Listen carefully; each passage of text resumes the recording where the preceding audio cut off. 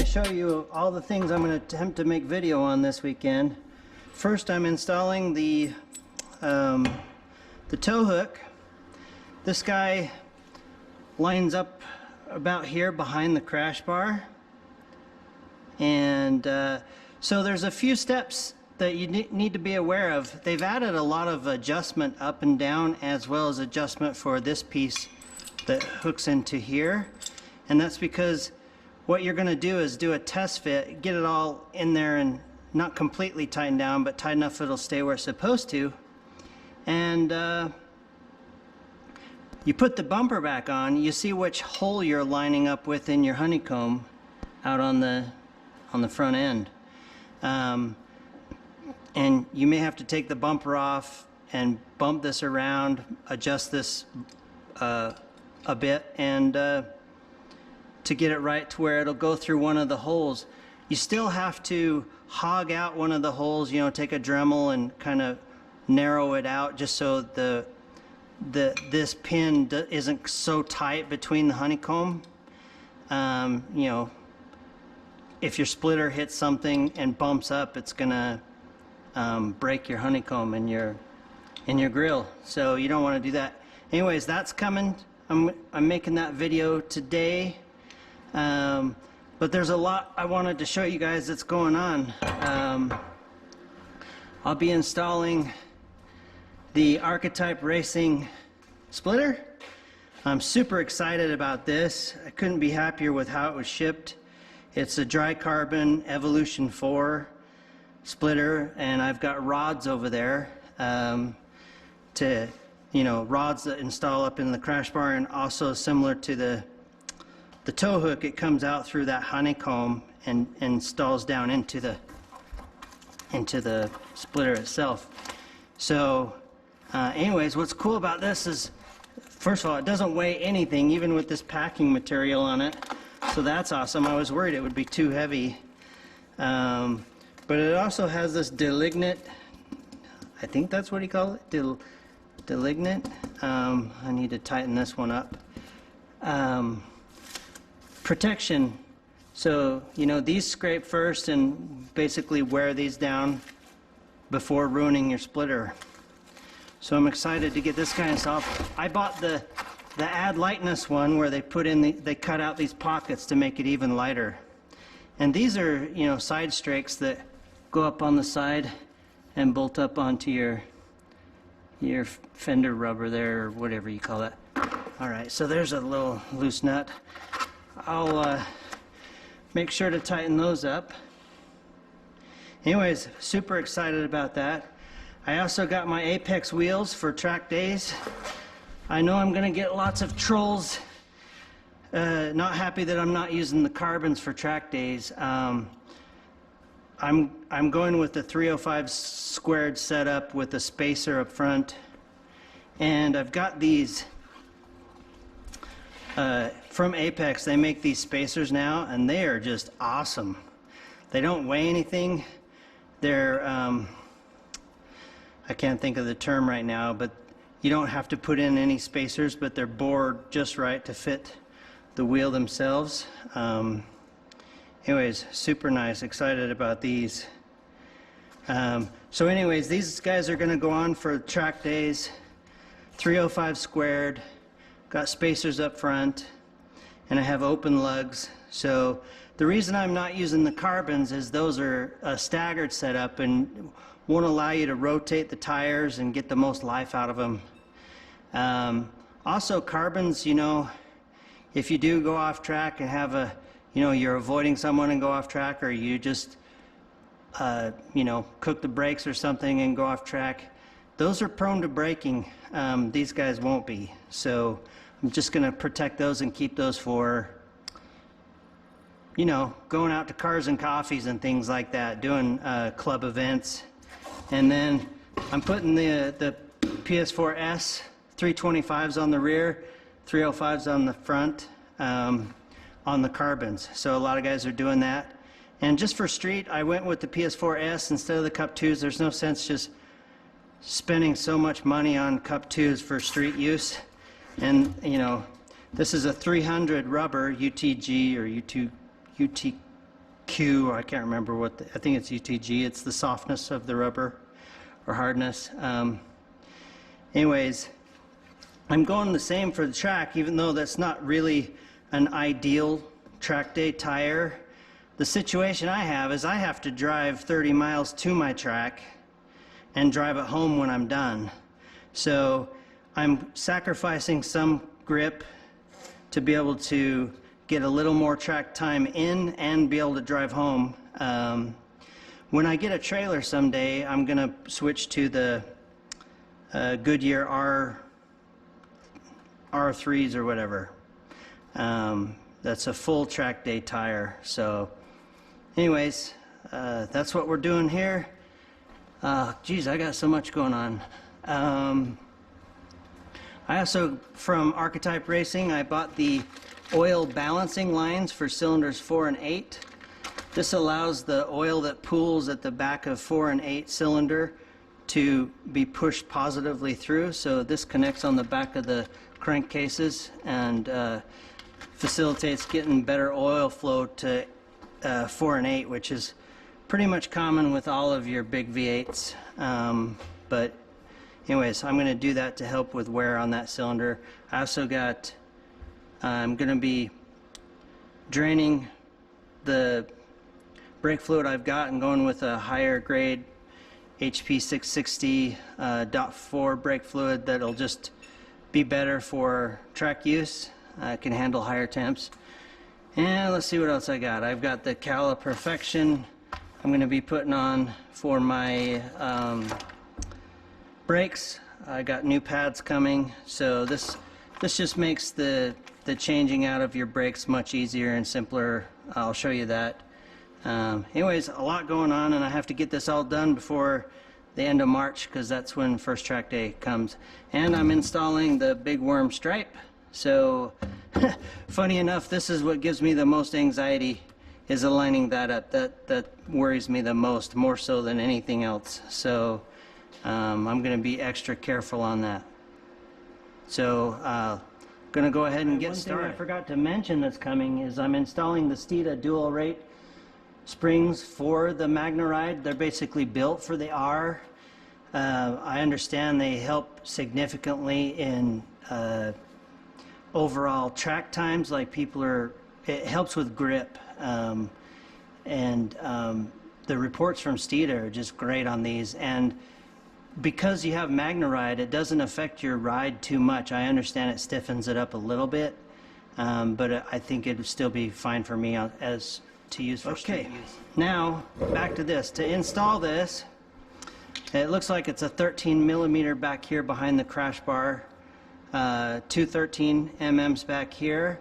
But before I do that, back here, the 13 mm's. Before I do that, I need to remove these clips that are holding this big harness here, just so I can get in there and have the space I need. One other thing is right here, hopefully I'm getting a good view of that. Right here is the air sensor. Just tells how much air you're getting, or the temperature of the air that's coming in to your intake, or sorry, yeah, coming in. Anyways, I need to pop this guy off. It's just a clip. The reason we need to pop that off is because that piece that comes down through the back ends up right here. So when I'm done taking it off, I'll install it in there again afterwards. I saw that some people end up using a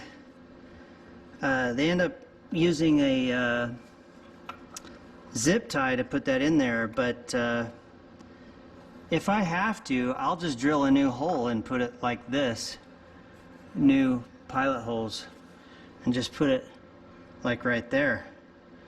So it seems doable. We'll see after I get that done. And then back behind here you have a couple of nuts, and you've got this brace. I think that this is a brace for your radiator. Anyways, let's get that guy. Oh, I'm gonna need deep socket because it's got a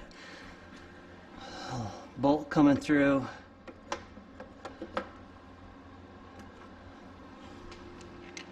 And I gotta switch to 3/8.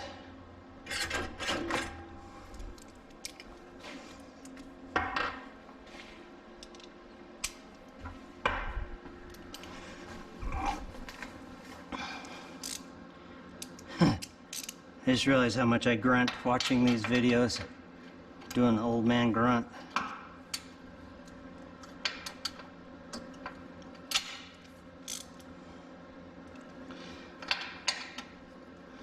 Well, they're not insanely tight, so that's nice.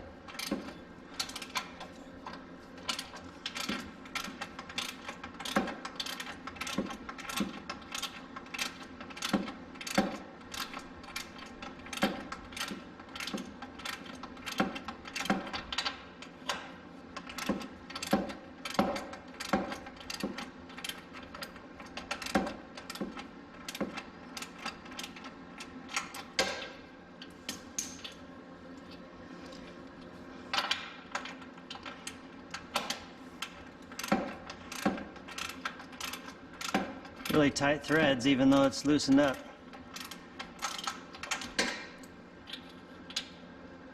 Come on.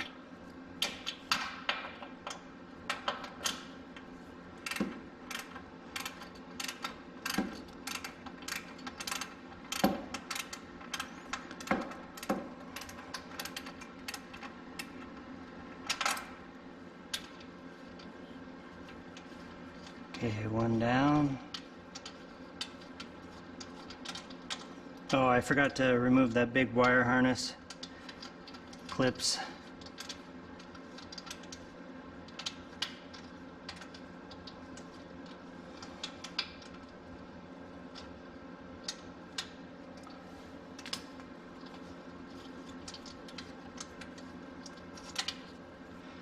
Oh, it's another one of those where washer looks like it's like spot welded onto it, but it's, I don't know the name of that kind. Cap nut, something like that.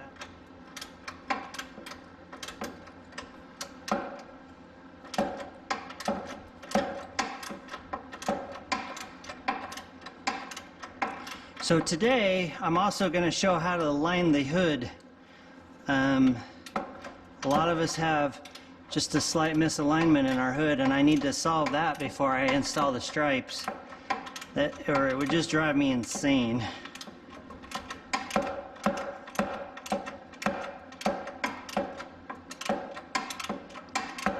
Once I get these splitter rods installed, I actually think it's going to be pretty straightforward to install the splitter. I have to drill down through this to install the rods, top and bottom.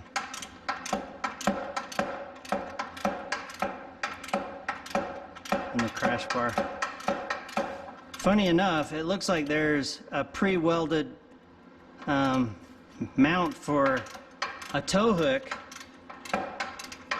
on the crash bar already, but no one ever uses it. You would have to drill a hole in that section of your front end. So I'm surprised that I haven't seen a bunch of mods on how to use this guy. Probably because it requires drilling that. No one wants to do that. Maybe that's for something else and I'm just blowing smoke out my butt. Alright, so now this guy should have a little flex in it. Where does that go up to? Yeah, so that's in there to hold the radiator firm, I believe. It goes up here to the top of the radiator, I think.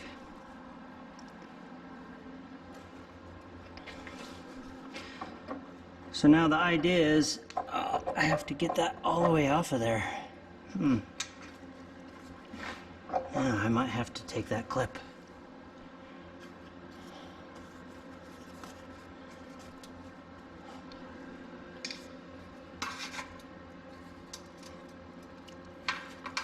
Didn't want to take that all the way out, but I'm going to. Okay, I took that one out.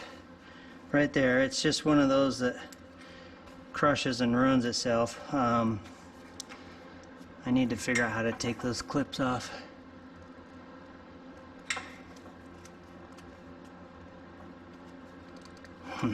I'll figure that out. So this has to be taken all the way off of that.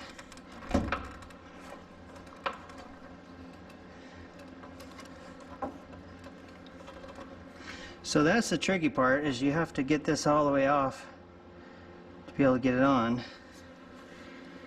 So here's what I'm going to do. I'm going to loosen these guys up to give me more room. Okay, that's what we got to do, because you don't want to bend that bar.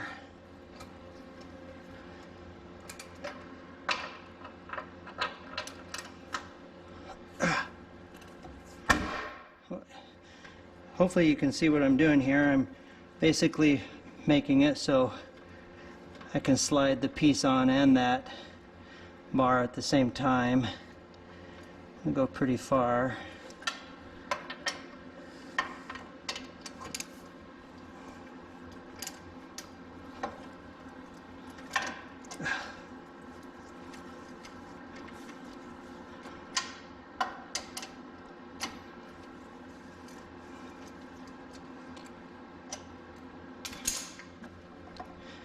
Okay, so now we take this guy,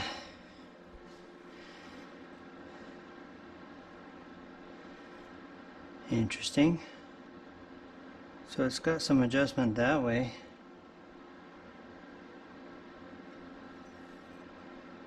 Huh, I would have thought this recess would be on the other side.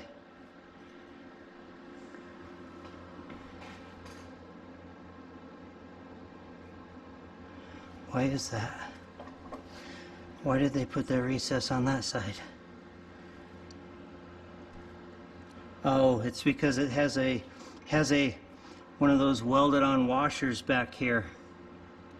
Hopefully you can see that.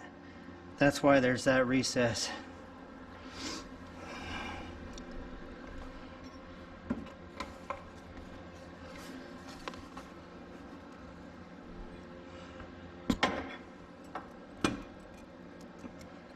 So there's a rubber piece, so you have to slide this up over.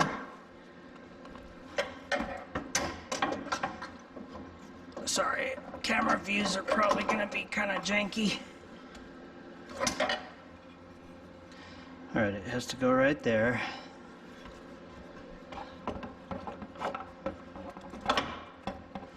Okay, that's the way. Get this up out over the top, get the sensor wire up over the top.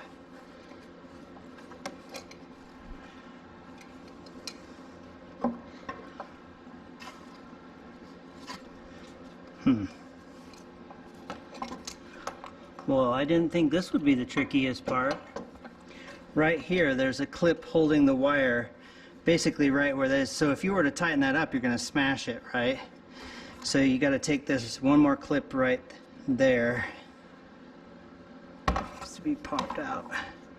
It'd be easier if I didn't have the bracket in the way, of course. There we go. Now I can get this sensor completely out of the way. Okay, so it has another clip you can see right here. Hopefully you can see it. Things lay flatter. I'm going to spin these on. Get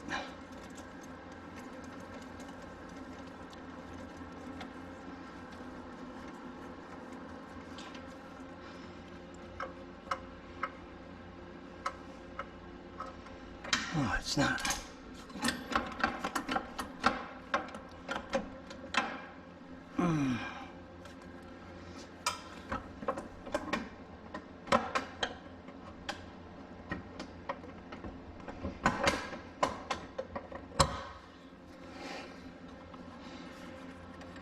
There we go. All right, not so bad anymore. So yes, I'm going to have to figure out how to mount this sensor. make it nice and clean.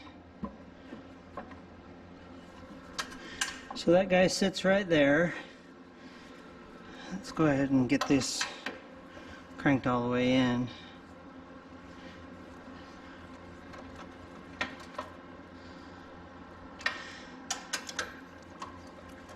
Because it's sandwiching between this and the bolt, you don't need to kung fu tight this one. In fact, it wasn't that overly tight anyways.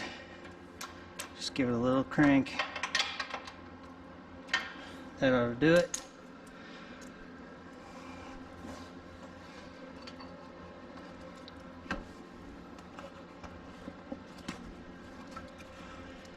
So there's rubber. Gotta get it tweaked in there just right.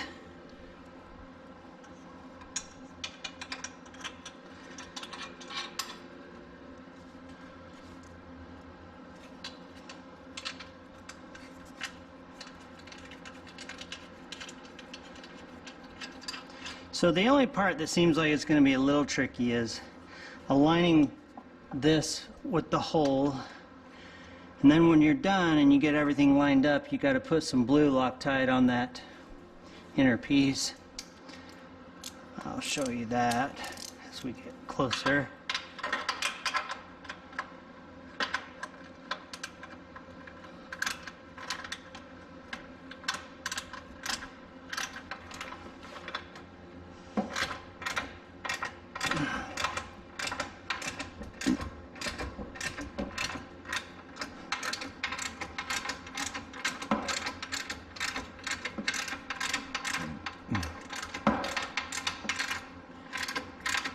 So there's quite a bit of debris that hit my radiator from that last track day, so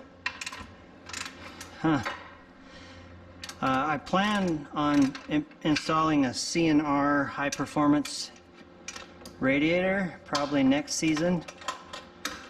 Had to pick my battles this year, but CNR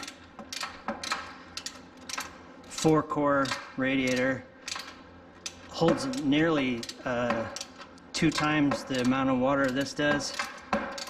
Again, you're adding weight, but you're also keeping your engine cool, so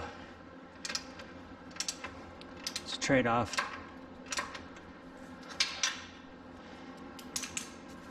Okay, that's in there really solid. I may have to loosen it up a little bit more till I didn't think I cranked it down that tight, but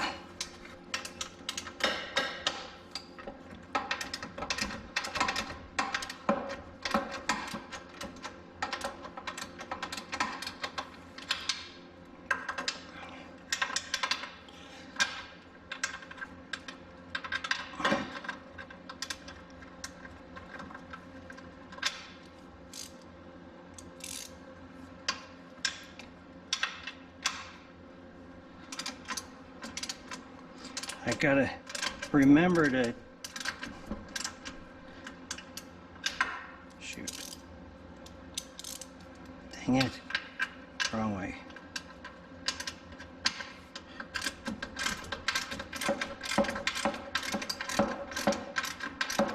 One thing about making these point of view videos is I have to remember to, oh, I'll be able to put it right back in maybe. In the same spot. It was this way, so come around here, slap it in there, except it's going to run into that.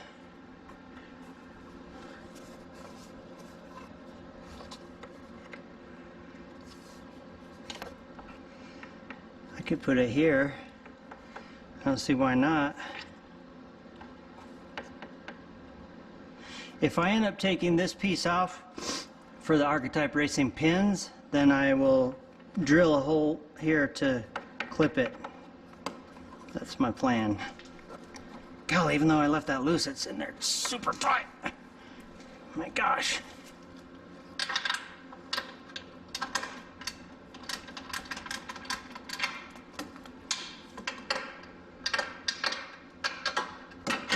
I was surprised the crash bar is painted.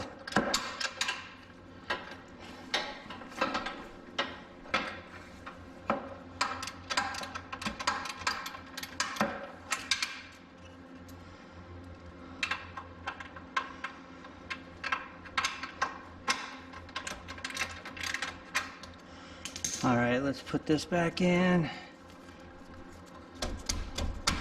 Okay.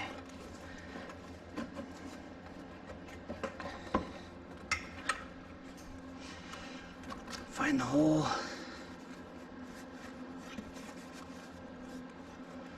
All right, so this bracket covers the hole for this this clip. I mean, it's not going anywhere, but that's a little bit annoying.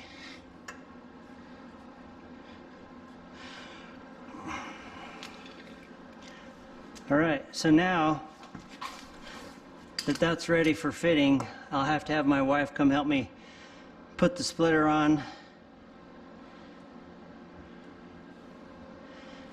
And we'll do a test fit, look through and see which hole in the honeycomb I need to aim for. Actually, before I do that, I need to put this on. Alright, so the way this works is this will eventually be twisted all the way down, and you'll have that much room to hold your pin, but it'll probably be, you know, like right there. So when you get it all said and done, you do want to blue Loctite this piece onto here, because it's going to have that spacer between it, like so.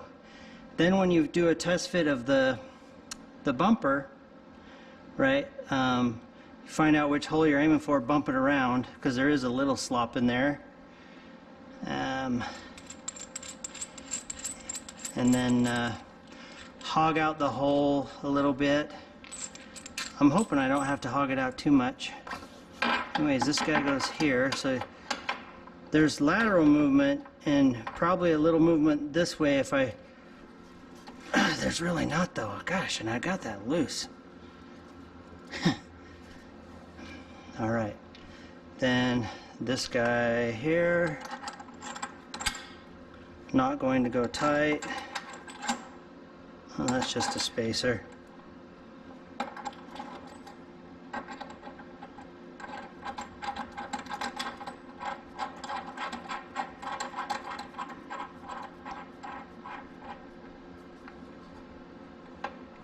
Oh, it actually gives you circle movement. Okay, I'm going to go a little tighter.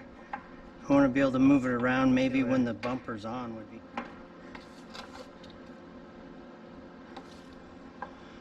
Nice. That's good. I might be able to move it around. So I've watched a couple videos.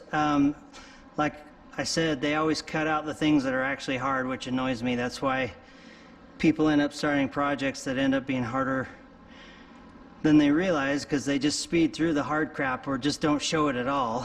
I'm trying to show the hard crap in my videos. So with the help of my wife, I put the front clip back on, and you can see, hopefully you can see that it does not quite line up, and I've moved it as far as I can that way as possible. So what I'm going to do is take the clip off again, and I'm going to release this bracket up in here, loosen the bolts, and then try to push it down on an angle like this to help me get a little more left of where I'm at now. And I taped it off just like this so I know which hole I'm aiming for.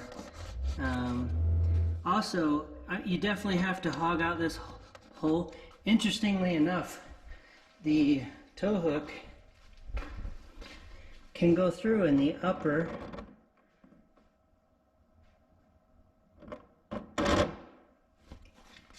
but it won't go through down here. Not quite. So I'm gonna have to, you know, put a little grinder bit in there and just kind of round it out on the inside. That shouldn't be too bad. But you can see I'm real close. I need to go, if I can twist that so it's down a little more to the left, then I have some movement to push it up. One thing I did wanted to show, where did I put that? Just had something like this, like a little handle. I tightened it up in the inside so it's tight enough that it'll stay where I put it, but I can also just move it around this way. So you can see it's just really close, but not quite. I want to get it to where I don't have to cut all the way through that. Just round it out a little bit. All right. I did another test fit, put it back on, and it did line up, so I've tightened this guy up super tight. And now I've got a Dremel with just a grinder bit on it. Make sure that's on there good. Simple grinder bit. Hopefully it's sharp. It's not dull. It looks a little cruddy. But I'm going to round out, take some of the plastic off in this center hole so that it works nicely, or fits nicely.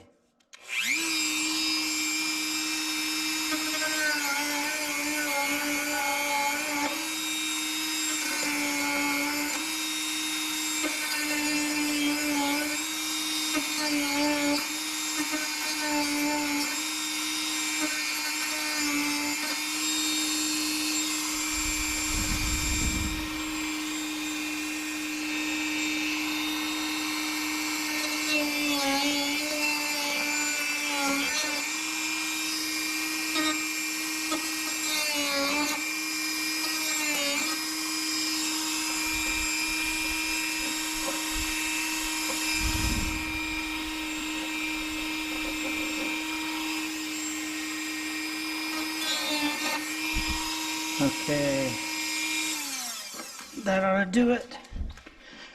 Just, a lot of people just cut it clean out. I figure rounding it out will look better. Gonna clean it up, see if this fits through.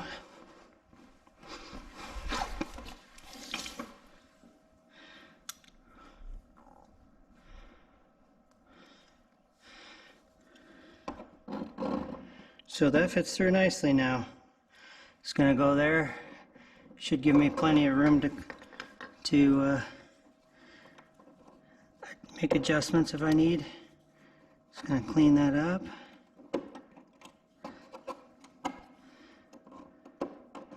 I almost cut through on that top, but I'm really just trying to, most people just cut out this whole honeycomb section, but that leaves a pretty big hole. Anyways, clean that up a little bit. That'll go through and look great.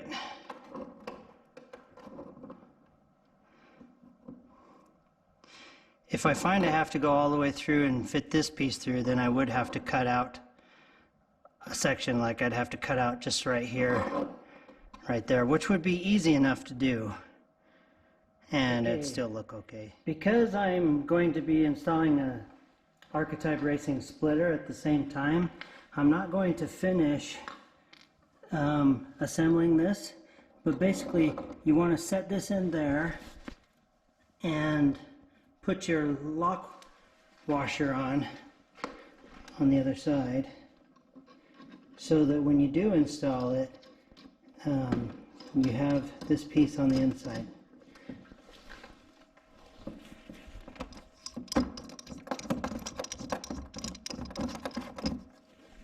Like so.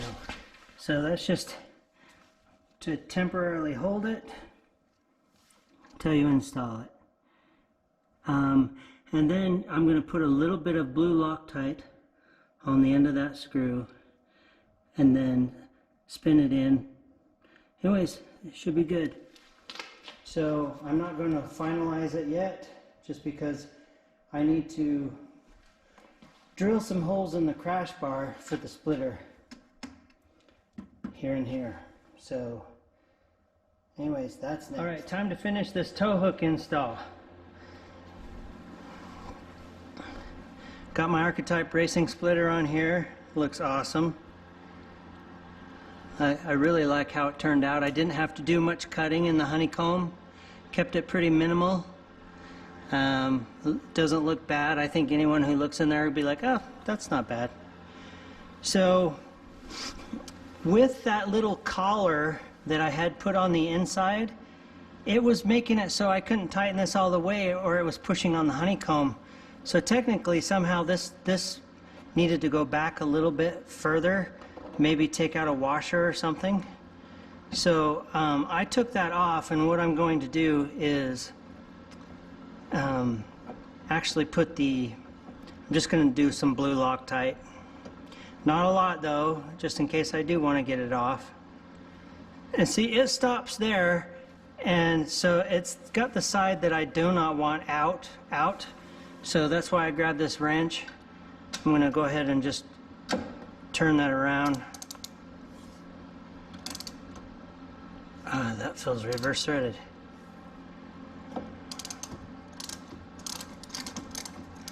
Is it? Oh, it's just spinning both sides.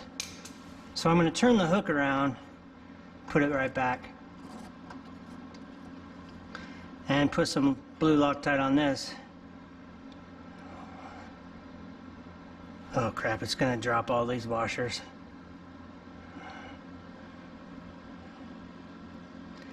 So spin it around this way.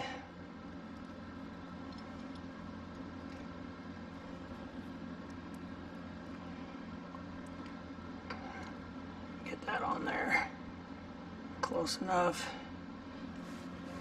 Put a little blue Loctite. I wanted to reverse it so it said toe down, right? So I'm putting just a little Loctite on this, just so someone doesn't get smart aleck and spin it out, right? I could see someone doing that. You would hope not, but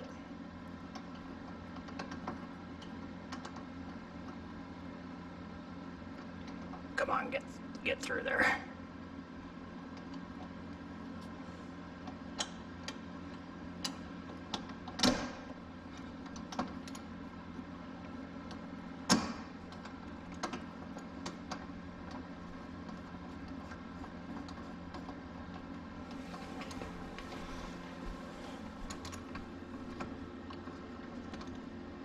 Wow, why is that being so hard to get through?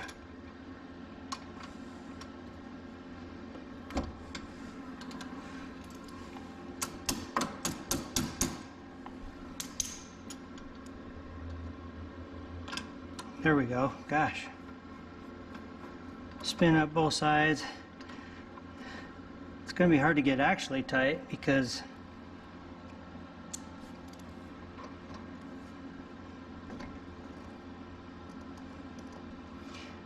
okay, it's okay that that's tight. I don't want it flopping around. So now I'm going to spin it back out again.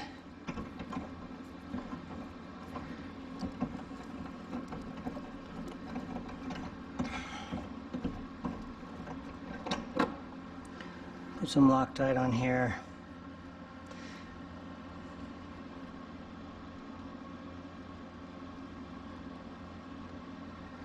That's actually a lot.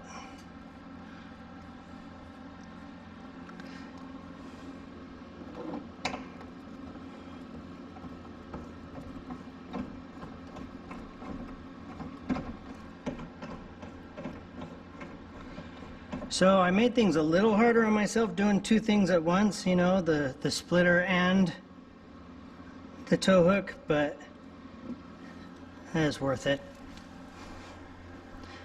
Nice. That looks very nice. I'm going to take some beauty shots once I throw my wheels on it. We have a club meeting for Mustang Club today, so I'm going to throw my track wheels on it, try to get a heat cycle in them, although it's probably too cold outside.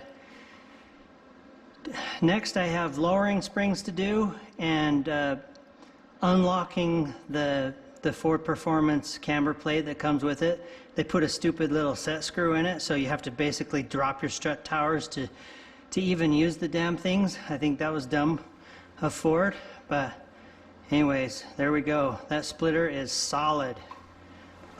It is so good. Love it. That looks nice too. Awesome.